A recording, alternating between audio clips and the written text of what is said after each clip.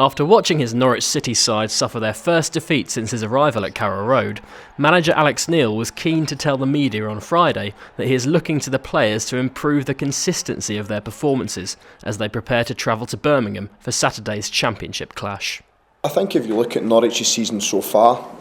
let's be honest, if they played the way they did against Cardiff in the first half, the chances are I wouldn't be here.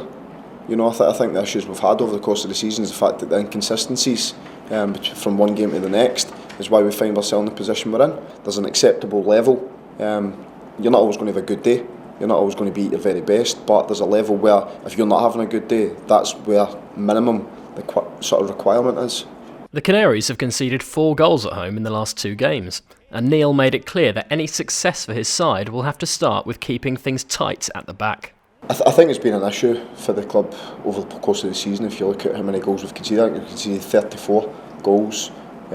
which is far too many, and it's something we certainly need to address, and that'll be starting tomorrow, so I'm hoping we'll be a lot tighter at the back. After last week's loss to Brentford, and with 4 senior players featuring in the midweek victory for the under-21s, Neil stated that he was considering all options for Saturday's starting 11 against Birmingham. Everybody's coming into my thoughts because I didn't think we played well last week, as I said, so everybody who's not been playing comes into the reckoning, and everybody who has been playing, then obviously if they haven't done well enough, the place comes into jeopardy. Alex Tettey is in contention to return from injury, but Neil said that he won't yet be able to call on the services of Gary O'Neill, Ryan Bennett or Odjidja-Ofoe as the trio continue their respective recoveries.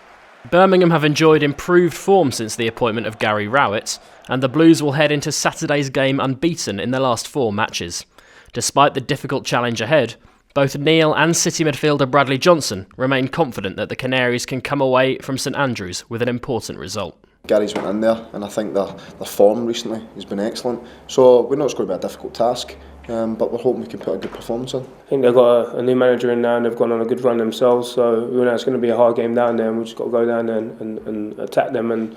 be mindful of them on the counter-attack, and hopefully we'll get the 3 points. As far as the transfer market, Alex Neil stated that the club have received no further offers for players since the initial inquiry for Martin Olsson, but that the final few days of the window did still hold the potential to be busy for the club. I think everybody's fully aware that January is one of these months where everybody talks about panic buying, and let's be honest, the prices in January are inflated prices for most players. If you're going for somebody,